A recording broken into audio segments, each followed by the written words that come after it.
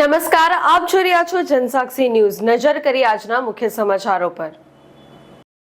ગુજરાતની જીવાદોરી સમાન સરદાર સરોવર નર્મદા ડેમમાં ઉપરવાસમાંથી પાણીની વિપુલ માત્રામાં આવક થઈ રહી છે, જેના પગલે ડેમના 23 દરવાજા ખોલી નદીમાં 4 લાખ કરતાં વધુ પાણી છોડવામાં આવ્યું, જેના પગલે ભરૂચ જિલ્લામાં એલર્ટ જાહેર કરવામાં આવ્યું છે।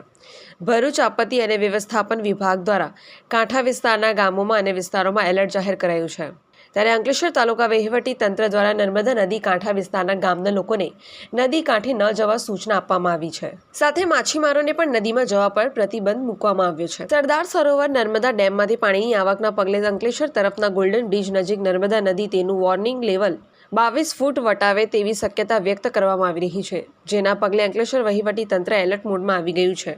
આજે તારીખ 1 ઓગસ્ટ સરદાર સરોવર ડેમ ખાતેથી નર્મદા નદીમાં આશરે 3,86,000 ક્યુસેક જેટલું પાણી છોડવામાં આવી રહ્યું છે।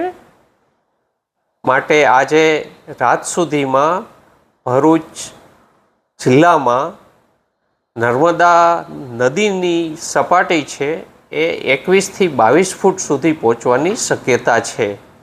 તો લોકોને ખાસ અપીલ છે કે નદી કિનારે જવાનું ટાળવું, તેમજ નીચાણવાળા વિસ્તારમાં રહેતા લોકોને સાવચેતી વર્તવા માટેની સૂચના જારી કરવામાં આવે છે। પિન્ટુ મોદી, જનસાક્ષી ન્યૂઝ, અંકલેશ્વર।